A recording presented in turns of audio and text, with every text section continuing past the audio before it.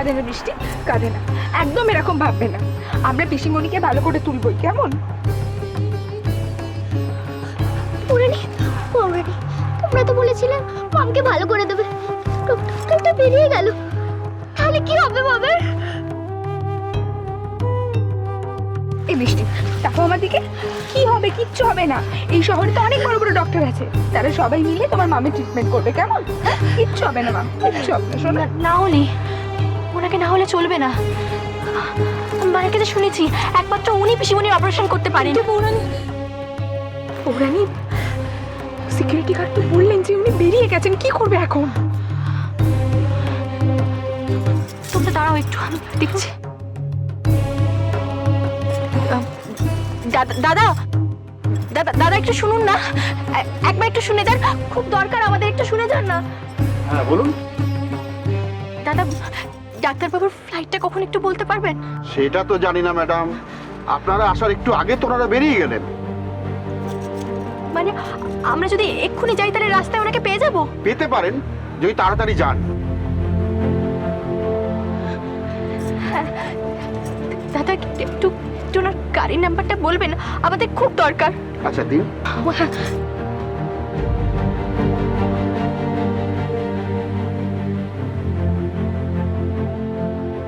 এই নিন। Thank you দাদা। বলি চলো চলো, হ্যাঁ চল চল চল বৃষ্টি, বৃষ্টি চল।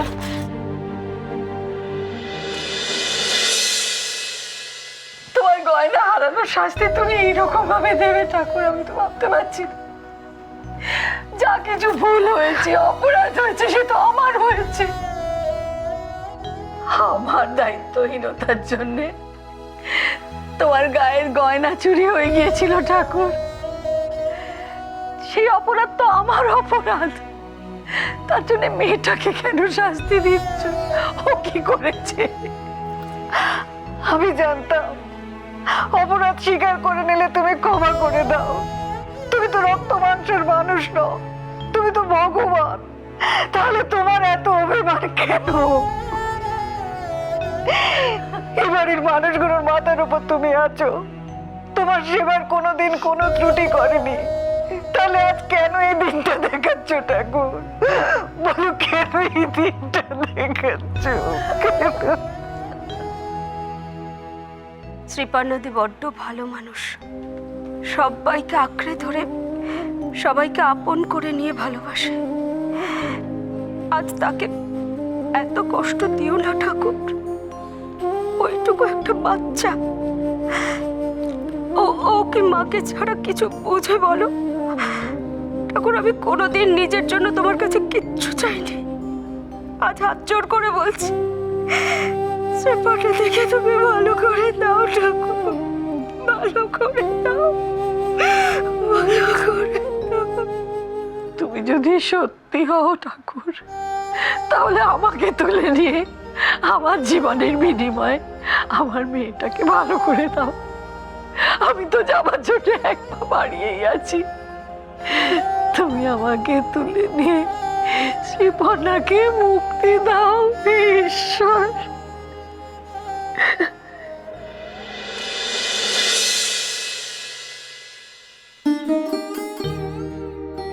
তুমি এরকম কেন কান্নাকাটি করছো মা? এই তো আমি এসে গেছি। কেন কাঁদছো? কেঁদো না। শ্রী, তুই তুই ভালো হয়ে গেছিস, ফিরে এসেছিস শ্রী।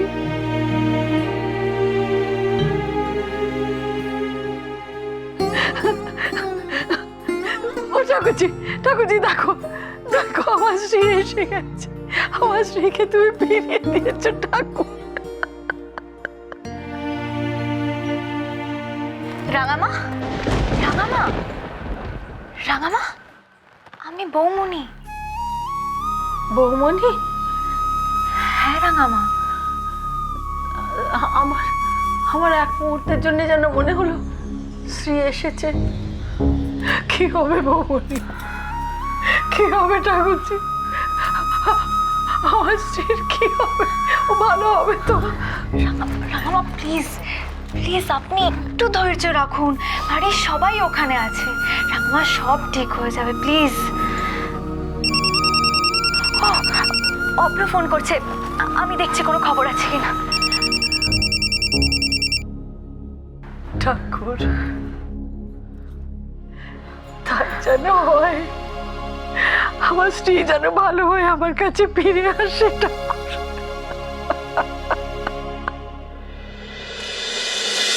কটা বাজে সাত্তকি? ও সরি সরি, আমারই তো ঘড়ি আছে। সময় পেরিয়ে যাচ্ছে সাত্তকি।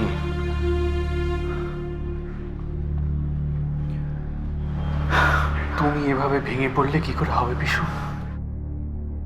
নিজেকে শক্ত করো প্লিজ। পিসিমণির স্ট্রেংথ কিন্তু তুমি, আমরা কেউ নই। এসব এসব কিচ্ছু হতো না সাত্তকি, কিন্তু শ্রী নিজেকে এত নেগলেক্ট করে কিছু কিছু ক্ষেত্রে ও। আচ্ছা, ওখানে কি কি অবস্থা এখন? আর বলো না অভ্র, রাঙামার ফুল দিতেন কনস্ট্যান্টলি মন্দিরে বসে বসে ঠাকুরকে ডেকে যাচ্ছেন। বাপরে, ওনাদের নিয়ে কি কম টেনশন বলো। আর জানো, পিসিমণিকে হ্যালিউসিনেট করছেন। আচ্ছা আচ্ছা, তুমি আমার কথা মন দিয়ে শোনো, তুমি একটু রাঙামাদের সাথে থেকো, হ্যাঁ প্লিজ।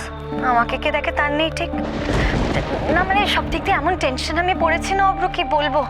আমার তো মাঝে মাঝে ভয় হচ্ছে যে এই টেনশনে আমারই না। আচ্ছা ছাড়ো, বলছি যে পিসিমণি এখন কেমন আছে? পিসিমণি এখন কেবিনে আছে, আর এখানে ডক্টর নিয়ে একটা প্রবলেম চলছে। ঝিলমিল, শোনো, অরূপ এসে গেছে, আমি ওর সাথে কথা বলে কি হয়েছে না হয়েছে তোমাকে পরে সব জানাচ্ছি। হ্যাঁ, এখন রাখছি। ঠিক আছে জানিও।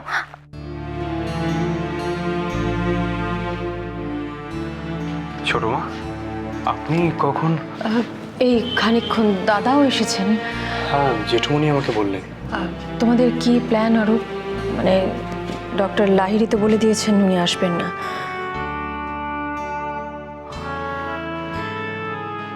এখন অপারেশন করা ছাড়া আমাদের কাছে কোনো অপশন নেই। অরূপ, অপারেশন করবেন কে? কারোর সাথে কথা হলো? হ্যাঁ, এখানে একজন সিনিয়র ডক্টর আছেন, তাছাড়া আমিও থাকছি। কিরকম কন্ডিশন এখন শ্রীপর্ণার? মানে কথা বলা যাবে ওর সঙ্গে? সেন্স আছে, কিন্তু কষ্ট খুব হচ্ছে, তাই হয়তো খুব বেশি কথা। কিন্তু আমি একবার কথা বলতে চাই অরূপ।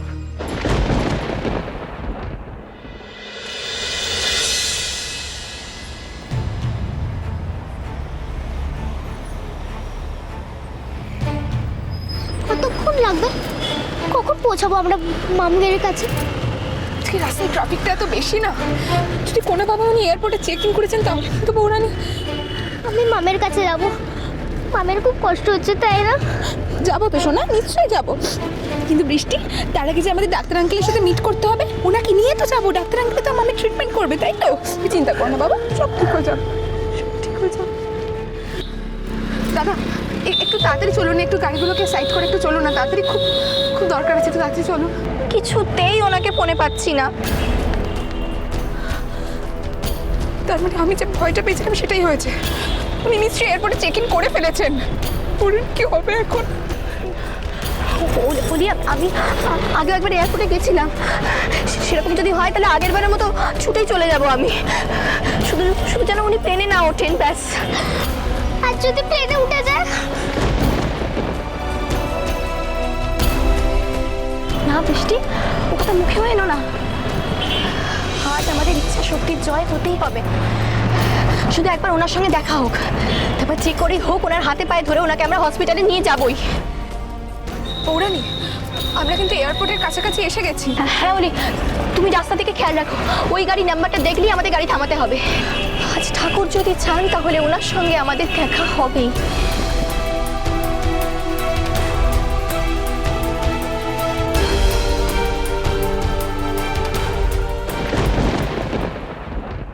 আমি নিশ্চয়ই কিছু ভালো কাজ করেছিলাম ছোট বৌদি, তাই তো তুমি এসেছো। আমাকে তো আসতেই হতো শ্রীপর্ণা।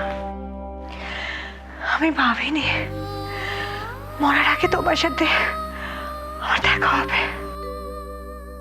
তুমি এত সহজে হাল ছেড়ে দিচ্ছ শ্রীপর্ণা? বাড়িতে ছোট্ট মেয়েটা তোমার জন্য ওয়েট করে বসে আছে, সব ভুলে গেলে? আমি ভুলিনি ছোট বৌদি। আমি বুঝতে পারছি আমার সময় এসে গেছে। আমি এসব কথা শুনবো বলে এখানে আসিনি শ্রীপর্ণা। প্লিজ ছোট বৌদি, আমাকে আজকে বলতে দাও, নইলে যে আমি মরেও শান্তি পাবো না। শ্রীপর্ণা, আমরা বাড়িতে এতগুলো মানুষ তোমার সুস্থ হয়ে বাড়ি ফিরে যাওয়ার অপেক্ষায় রয়েছে, আর তুমি আমাদের ছেড়ে চলে যাওয়ার কথা ভাবছো? ছোট বৌদি, আমি আচ্ছা ঠিক আছে, চুপ করো, আর কথা বলতে হবে না। শুধু একটা কথা মাথায় রাখো, যেমন করে হোক তোমাকে সুস্থ হয়ে বাড়ি ফিরতে হবে শ্রীপর্ণা। শুধু আমাদের কথা ভেবে নয়, বৃষ্টির কথা ভেবে।